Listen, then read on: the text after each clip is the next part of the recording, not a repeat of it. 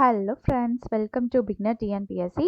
இன்னைக்கு நம்ம எதை பற்றி பார்க்க போகிறோம் இந்த டாப்பிக்கில் அப்படின்னு கேட்டிங்கன்னா, 10th ஸ்டாண்டர்டில் இருக்கிற யூனிட் 1 இந்தியன் கான்ஸ்டியூஷன். ஸோ இந்த லெசனை படித்தா மட்டும் நம்மளுக்கு இத்தனை டாபிக்ஸ் வந்து கவர் ஆகுது. ஸோ இந்த லெசன் ரொம்பவே இம்பார்ட்டண்ட். நான் ஆல்ரெடி பார்ட் 1 வீடியோ வந்துட்டு ஆல்ரெடி போஸ்ட் பண்ணியிருந்திருப்பேன். ஸோ இது பார்ட் 2 வீடியோ.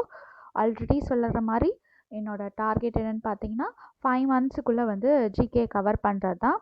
அண்ட் தென் பார்த்தீங்கன்னா ஒரு கைண்ட் ரெக்வஸ்ட், என்னோடய சேனல் கண்டிப்பாக சப்ஸ்கிரைப் பண்ணுங்கள்.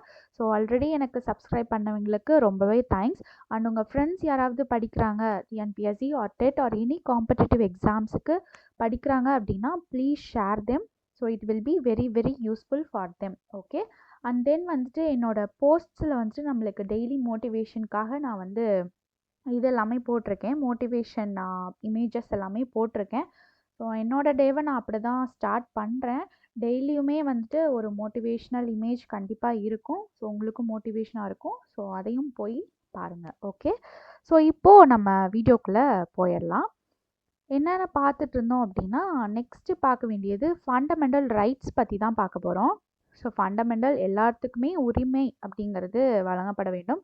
அதுவும் பேசிக்கான உரிமை வந்து வழங்கப்பட வேணும். Okay. The fundamental rights are enshrined in part 3. Part 2ல் வந்து சிட்டிசன்ஷிப் அப்படிங்கிறது ஒன்று இருந்திருக்கும். ஆல்ரெடி அதை வந்து பார்ட் 1 வீடியோவில் கவர் பண்ணியிருப்பேன். இப்போ பார்ட் 3 அப்படிங்கிறது வந்துட்டு ஃபண்டமெண்டல் ரைட்ஸை பற்றி சொல்லுது. அதுவும் எந்த ஆர்டிக்கல்லேருந்து அப்படின்னு பார்த்தீங்கன்னா article 12 to article 35. So already நான் வந்து பார்ட் 1 வீடியோவில் சொன்ன மாதிரி தான். ஸோ இந்த கலரில் ஹைலைட் பண்ணியிருக்கிறது எல்லாமே ஆர்டிகல்ஸ் பேஸ்டு. ஸோ நம்ம இதை பார்த்தாலே நம்மளுக்கு தெரியும் இந்த வயலட் கலரில். ஸோ நம்மளுக்கு ஆர்டிக்கல் மட்டும் டக்குன்னு எடுத்து ரீட் பண்ணணும் அப்படின்னா இந்த கலரில் இருக்கிற ஹைலைட் பண்ணதை பார்த்தா மட்டும் போதும். ஓகே. அந்த மாதிரி தான் நான் எல்லாமே ஒன்று ஒன்று ஹைலைட் பண்ணியிருக்கிறதெல்லாம் ஸ்பெசிஃபிக்காக நம்ம படிக்கிறதுக்கு யூஸ்ஃபுல்லாக இருக்கிறதுக்கு தான். ஓகே. இப்போது வந்து இதில் ஆர்டிக்கல் 12லேருந்து 35 வரைக்கும் நம்மளுக்கு பார்ட் 3ல் கவர் ஆகுது. அது வந்து எதை சொல்லுது அப்படின்னா ஃபண்டமெண்டல் ரைட்ஸ் பற்றி சொல்லுது. In this regard, the framers of the Constitution derived inspiration from the Constitution of USA. நம்மளோட கான்ஸ்டிடியூஷனே யூஎஸ்ஏலேருந்து ஆரிஜினேட் ஆனதா. இந்த ஃபண்டமெண்டல் ரைட்ஸும் பார்த்தீங்கன்னா யூஎஸ்ஏலேருந்து தான் எடுத்திருக்காங்க. ஸோ சிட்டிசன்ஷிப் அப்படிங்கிறது எதுலேருந்து எடுத்திருக்காங்க அப்படின்னா ஸோ சிவிக்ஸ்லேருந்து எடுத்திருக்காங்க. அதே மாதிரி அதுக்கு பர்டிகுலர் இதுவும் நான் சொல்லியிருந்திருப்பேன். ஓகே. நெக்ஸ்ட்டு பார்த்தீங்கன்னா Part 3 of the Constitution is rightly described as Magna Carta of India. இந்த கலரில் ஹைலைட் பண்ணிக்கிறது எல்லாமே ஒரு ஸ்பெசிஃபிக்காக அந்த ஒரு இதை மட்டும் ஒரு நேம் வச்சு கூப்பிட்டுருப்பாங்க. அதுக்காக இந்த கலரில் ஹைலைட் பண்ணியிருக்கேன். அதே மாதிரி ஃபண்டமெண்டல் ரைட்ஸ் அப்படிங்கிறது 6 ஃபண்டமெண்டல் ரைட்ஸ் இப்போது அட் ப்ரெசண்ட்டில் இருக்குது. ஓகே. முன்னாடி வந்து 7 இருந்துச்சு. இப்போது 6 ஃபண்டமெண்டல் ரைட்ஸ் வந்து இருக்குது. While fundamental rights are available to all persons, certain fundamental rights are available only to Indian citizens. So fundamental rights எல்லாத்துக்குமே இருந்தாலும் ஒரு சில fundamental rights இந்தியன் சிட்டிசன்ஸுக்கு மட்டும் பொருந்தறதாக இருக்கும். Okay. Next right to constitutional remedies. Article 32 வந்து right to constitutional remedies பற்றி சொல்லுது. A writ is an order or command issued by the court in writing under its seal. So return ஒன்று சொல்லுவோம். ரிட்டனா என்னென்னா ஒரு கோர்ட்டோட ஒரு ஆர்டராக இருக்கும், இல்லைன்னா அதோட கமாண்ட் பாஸ் பண்ணியிருப்பாங்க அவங்களோட முத்திரை பதிச்சு. ஓகேவா. It is in the nature of a command or prohibition from performing certain acts. So ஒரு சில ஆக்டிவிட்டீஸ்லேருந்து ஒரு ஆக்ட்ஸ் வந்து பப்ளிஷ் ஆகிறதாகட்டும் இல்லை அதை வந்து நிறுத்துறதாகட்டும் இந்த ரிட் வந்துட்டு சொல்லுது. சுப்ரீம் கோர்ட் அந்த high courts are empowered to issue 5 kinds of writs. எத்தனை writs இது பண்ண முடியும்? 5 kinds of writs. அதனால் சுப்ரீம் கோர்ட்டை நம்ம என்ன சொல்கிறோம் அப்படின்னா supreme court is called the guardian of the constitution. So கான்ஸ்டியூஷனோட பாதுகாவலர் அப்படிங்கிறத நம்ம சுப்ரீம் கோர்ட்டை தான் நம்ம சொல்கிறோம். ஓகே.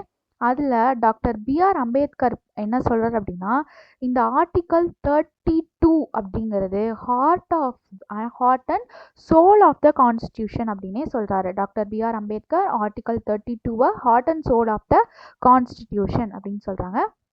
நெக்ஸ்ட்டு நிறையா வழக்குகள் எல்லாமே இருக்கும். அந்த வழக்குகளை ஒரு 5 இதுவாக பிரிச்சிருக்காங்க. First habeas corpus, safeguard people from illegal arrest. Habeas corpus போடுறாங்கன்னு சொல்லினா, ஸோ இல்லீகல் அரெஸ்ட்லேருந்து ஒரு பீப்புள் வந்து சேஃப்கார்ட் பண்ணுறதுக்கு பேர் ஹேபியஸ் கார்பஸ். நெக்ஸ்ட்டு மேண்டமஸ் அப்படிங்கிறது legal help to get his work done by respective public authority. So ஒரு பப்ளிக் அத்தாரிட்டி இருக்காங்க, அவங்க வந்து ஒரு பொதுமக்களோட சில வேலைகளை வந்து செய்யாமல் தள்ளி போடுறாங்க அப்படின்னா அந்த பொதுமக்கள் வந்து இவங்க மேலே வழக்கு தொடுக்கலாம். அதுக்கு பேர் மேண்டமஸ் அப்படின்னு சொல்கிறோம். Next prohibition. It prohibits a subordinate court from acting beyond its jurisdiction. So இப்போ சுப்ரீம் கோர்ட் இருக்குது, அதுக்கு கீழே ஹை கோர்ட், அதுக்கு கீழே டிஸ்ட்ரிக்ட் கோர்ட்ஸ், அந்த மாதிரி நிறையா இருக்குது இல்லையா.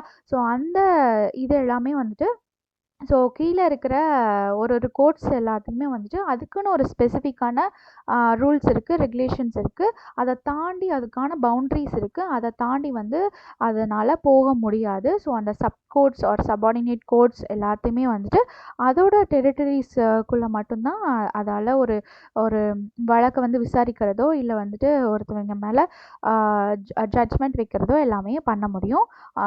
அதுக்கு மேலே இருக்கிற ஹை கோர்ட்ஸ், சுப்ரீம் கோர்ட்ஸ் அந்த லெவலுக்கு வந்து இது பண்ண முடியாது அப்படிங்கிற மாதிரி சொல்கிறாங்க. நெக்ஸ்ட்டு செர்டியோரரி அப்படிங்கிறது, it quashes an order issued by a subordinate court by overstepping its jurisdiction. So அதோட பவுண்ட்ரிஸை தாண்டி எக்ஸ்ட்ரா அதோட எல்லைகளை மீறும் போது இந்த செர்டியோரரி அப்படிங்கிற ஒன்று ஆர்டர் வந்து இஷ்யூ பண்ணலாம்.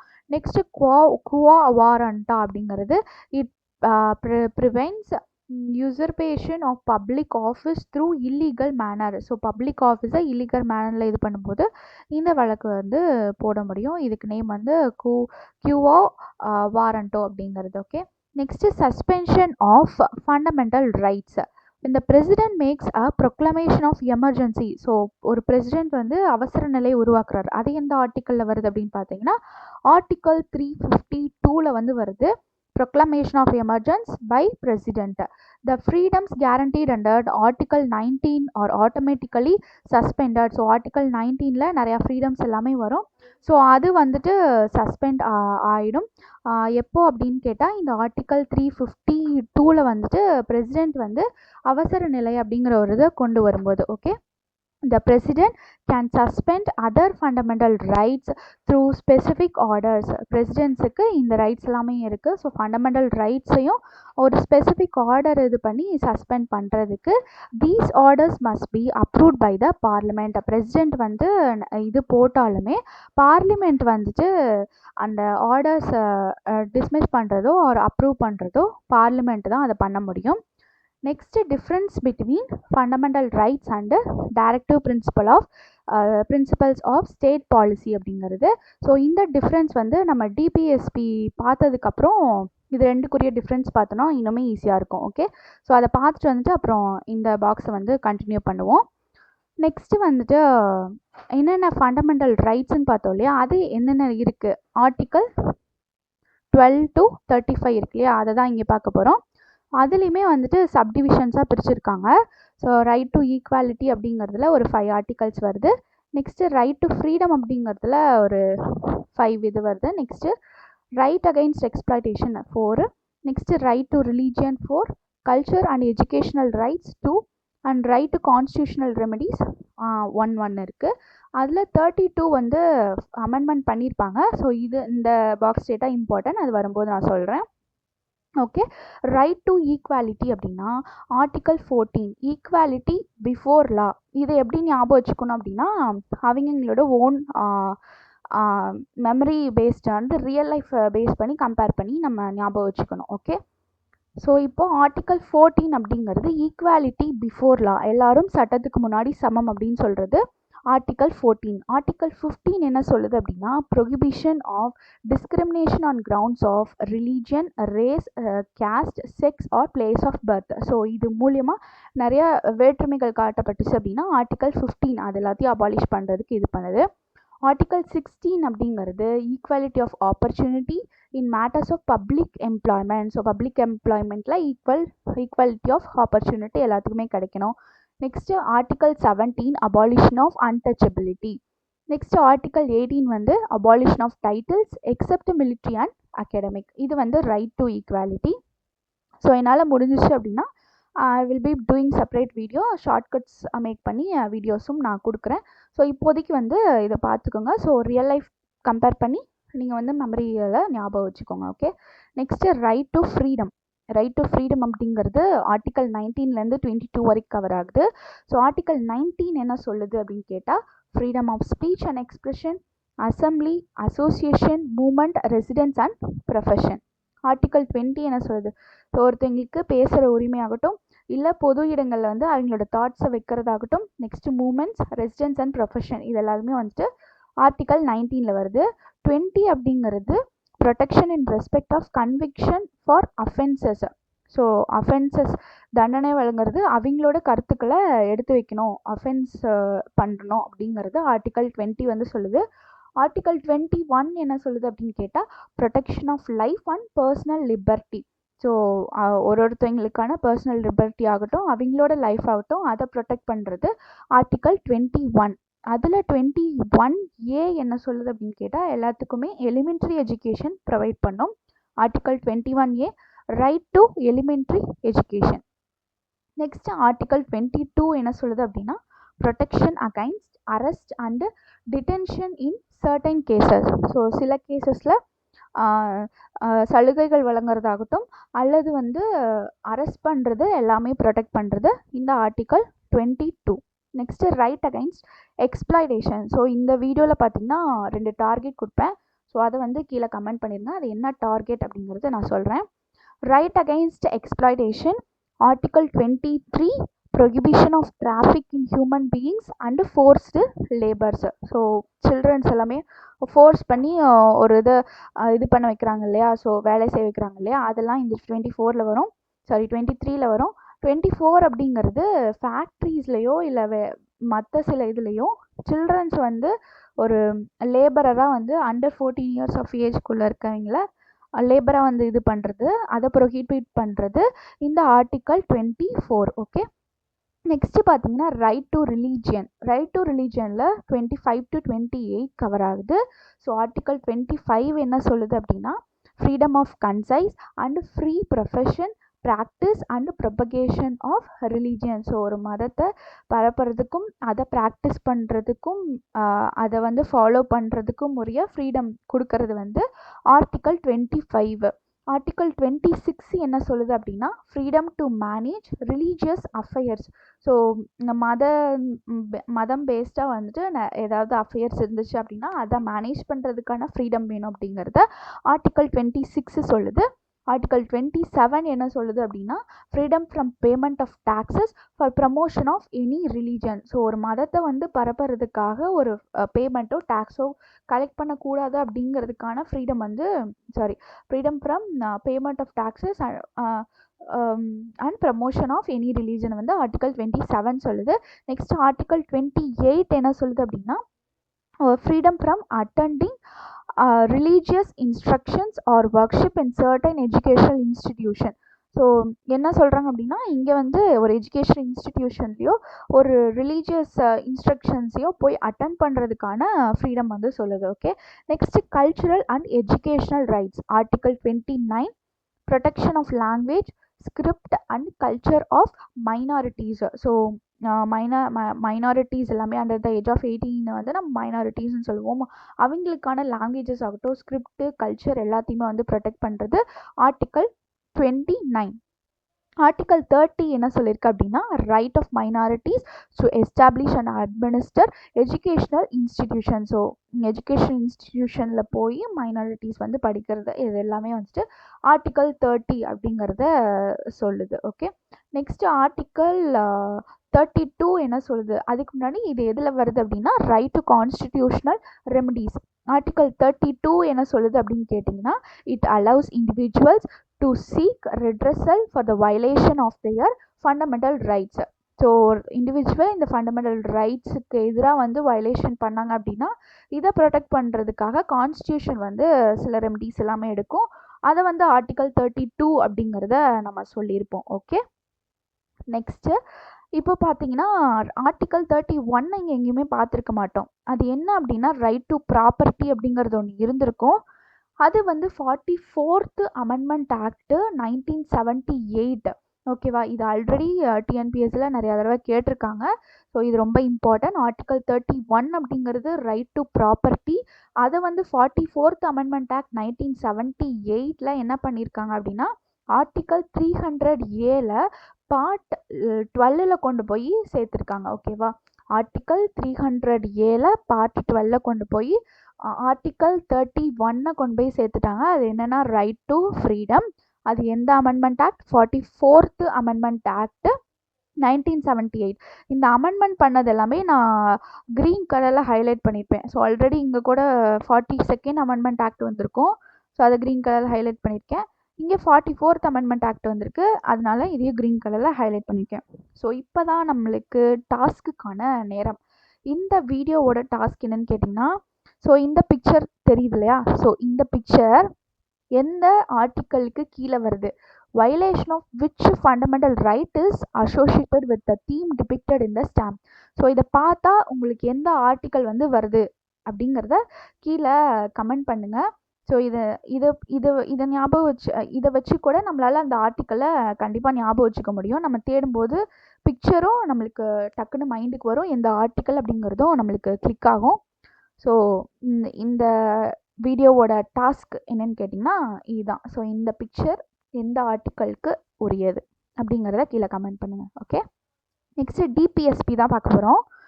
டிபிஎஸ்பி என்ன சொல்லுது அப்படின்னா the directive principles of state policy are enumerated இதில் பார்ட் 4ல், பார்ட் 3 இதில் வந்திருக்கும், ஃபண்டமெண்டல் ரைட்ஸில் வந்திருக்கும், பார்ட் 4 இதில் வந்திருக்கு, directive principles of state policy DPSP. என்னென்ன ஆர்டிகல்ஸ்லாம் அதுக்குள்ளே கவர் ஆகுதுன்னு கேட்டால் ஆர்டிகல் 36 to ஆர்டிகல் 51. 36 to 51. ஓகேவா? The Constitution does not contain any classification of directive principle. So directive principlesக்காக எந்த ஒரு கிளாசிஃபிகேஷன்ஸும் கான்ஸ்டியூஷனுக்குள்ளே இல்லை. However, இருந்தாலும் on the basis of their content and direction they are classified into 3 broad categories. So constitutional wise இல்லை, ஆனால் பொதுவாக வந்து அதோட வழிகாட்டுதல் படி 3 விதமாக நம்ம பிரிக்கிறோம். என்னென்னா socialistic, Gandhian and liberal intellectual அப்படின்னு சொல்லி 3 கேட்டகரிஸாக பிரிக்கிறோம். These principles are not enforceable by the court. So court வந்து இதை நீங்கள் கண்டிப்பாக செய்யணும் அப்படிங்கிறத வலியுறுத்தாது. இதுவே நம்ம ஃபண்டமெண்டல் ரைட்ஸ் பார்த்தோன்னா கோர்ட் அதை வந்து சொல்லிச்சு அப்படின்னா நம்ம we need to follow. But ஆனால் டிபிஎஸ்பியை வந்து கோர்ட் வந்து நம்மளை ஃபோர்ஸ் பண்ண வைக்க முடியாது. Okay, but they are fundamental for governance of the country. So நம்மளோட கண்ட்ரி வந்து ஒழுங்காக கவர்னன்ஸ் ஆகணும் அப்படின்னா இது ஃபண்டமெண்டலாக தான் இருக்கும். தே எய்ம் டு ப்ரமோட், எதுக்காக? நம்மளோட பீப்புளோட சோஷியல் வெல்ஃபேருக்காக இதை ப்ரமோட் பண்ணுது. ஸோ அதனால் நம்ம டாக்டர் பிஆர் அம்பேத்கர் இதை என்ன சொல்லியிருப்பார் அப்படின்னா novel feature of the Indian constitution அப்படின்னு சொல்லியிருப்பாரு. இது ரொம்ப இம்பார்ட்டன்ட். டாக்டர் பிஆர் அம்பேத்கர் வந்து novel feature of the Indian constitution அப்படின்னு டிபிஎஸ்பியை சொல்லியிருப்பாரு. நெக்ஸ்ட்டு இப்போது அமெண்ட்மெண்ட் ஆக்ட் வருது. 86th அமெண்ட்மெண்ட் ஆக்ட் ஆஃப் 2002 என்ன சொல்லியிருக்கு அப்படின்னா matter of article 45 and made elementary education a fundamental right under article 21A. இந்த 21 ஆல்ரெடி 21 தான் இருந்திருக்கும், 21A இங்கே எக்ஸ்ட்ரா பார்த்தோம் இல்லையா? எலிமெண்ட்ரி எஜுகேஷன் வந்து கம்பல்சரி இருக்கணும் அப்படின்னு சொல்லிட்டு. ஸோ இதை வந்து 82nd அமெண்ட்மெண்ட் ஆக்டில் கொண்டு வந்திருக்காங்க. 86th அமெண்ட்மெண்ட் ஆக்டில் கொண்டு வந்திருக்காங்க ஆஃப் 2002. ஓகே, நெக்ஸ்ட்டு ஆர்டிகல் 45 வந்துட்டு சேஞ்ச் பண்ணியிருப்பாங்க. The amended directive requires the state to provide early childhood care and education for all children until they complete the age of 6 years. So 6 years complete ஆகிற வரைக்கும் அவங்களுக்கான 6 years complete ஆகிற வரைக்கும் அவங்களுக்கான elementary எஜுகேஷனை வந்து கொடுக்கணும் அப்படின்னு சொல்லி இந்த 86th அமெண்ட்மெண்ட் ஆக்ட் 2002 வந்து கொண்டு வந்திருப்பாங்க. ஸோ இது வந்து ரீசெண்டாக கொண்டு வந்தால் 2002 அப்படிங்கிறது இதுவும் இம்பார்ட்டன்ட் தான். ஓகே, ஸோ இப்போ டிபிஎஸ்பி பார்த்தாச்சா. இப்போ ஃபண்டமெண்டல் ரைட்ஸுக்கும் டிபிஎஸ்பிக்கும் உள்ள டிஃப்ரென்ஸ் என்ன அப்படிங்கிறத பார்க்கலாம். It was derived from the constitution of the யூஎஸ்ஏலேருந்து ஃபண்டமெண்டல் ரைட்ஸ் எடுத்திருக்காங்க. இதுவே டிபிஎஸ்பி எதுலேருந்து எடுத்திருக்காங்கன்னு கேட்டால் அயர்லாண்டோட கான்ஸ்டியூஷன்லேருந்து எடுத்திருக்காங்க.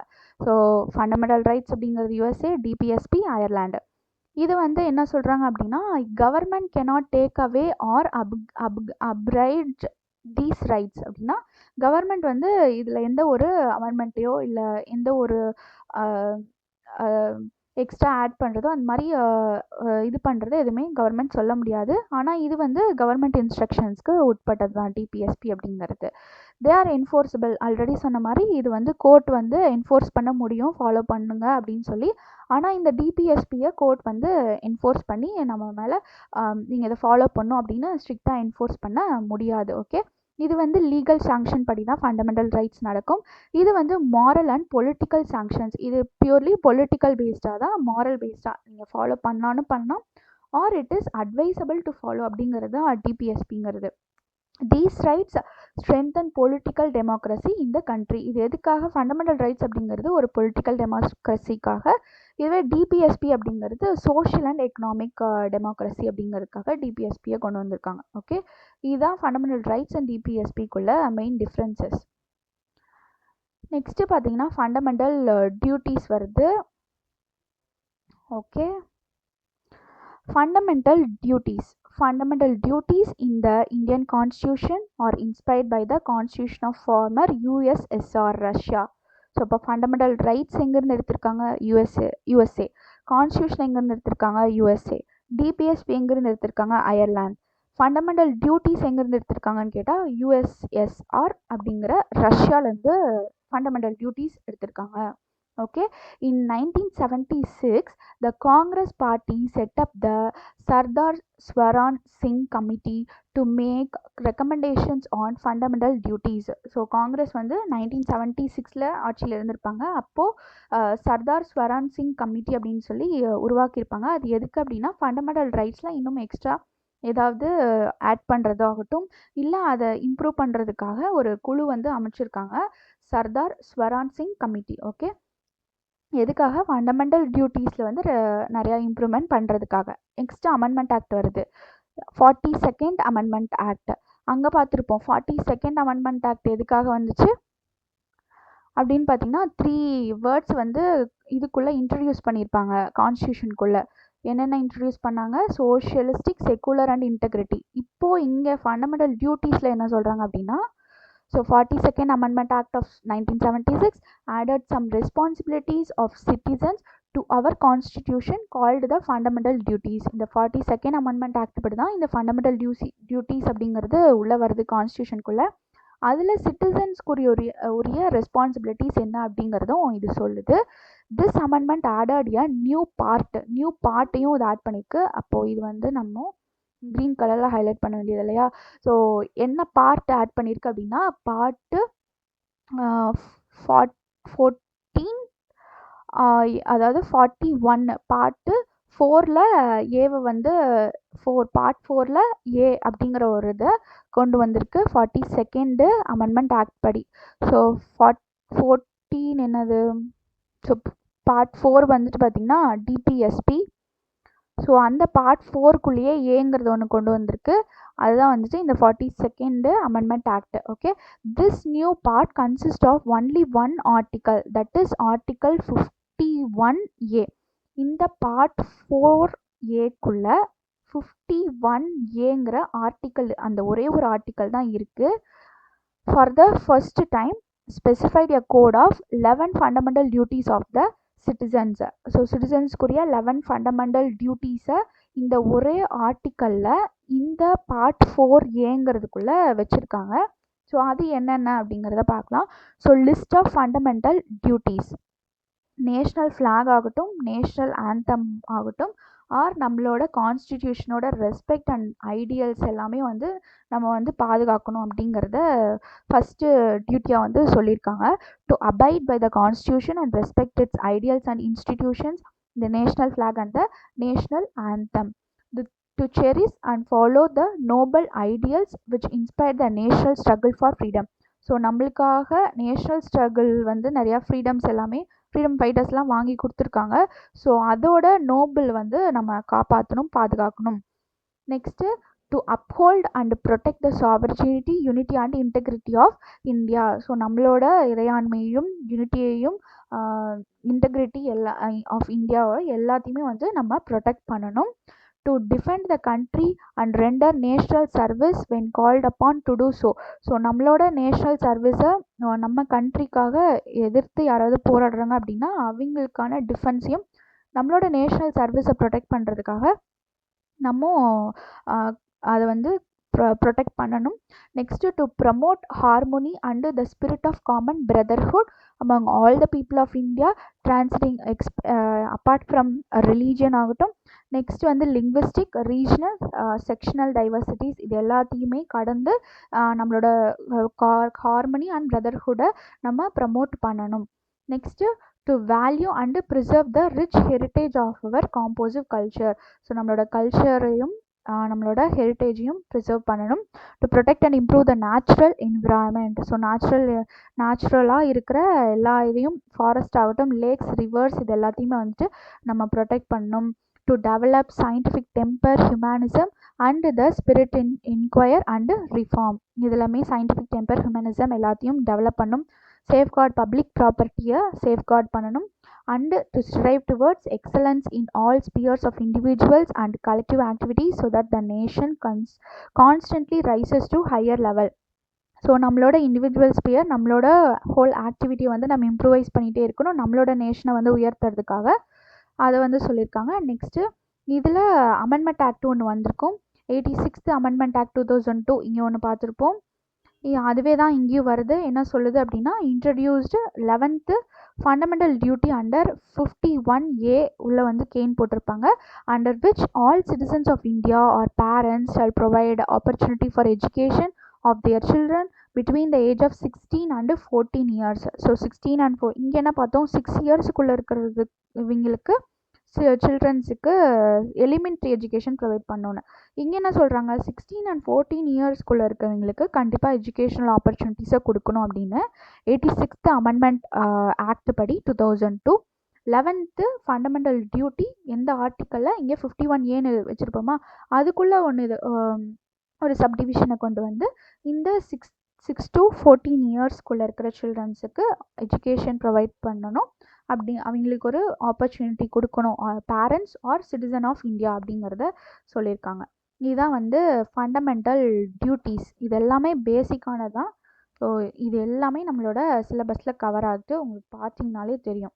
ஸோ இத்தனை இது வந்துட்டு இந்த ஒரே லெசனில் கவர் ஆகுது. ஓகே, நெக்ஸ்ட்டு வீடியோவில் வந்து நம்ம சென்ட்ரல் ஸ்டேட் ரிலேஷன் ஆகட்டும் and then other official language இதெல்லாமே பற்றி பார்க்கலாம். ஸோ ஒரு டார்கெட் கொடுத்துருப்பேன், அதை வந்து மறக்காமல் கீழே கமெண்ட் பண்ணிடுங்க. தேங்க்ஸ் ஃபார் வாட்சிங் த வீடியோ. உங்கள் ஃப்ரெண்ட்ஸ் யாராவது படிக்கிறாங்க அப்படின்னா கண்டிப்பாக ஷேர் பண்ணுங்கள். தேங்க்யூ.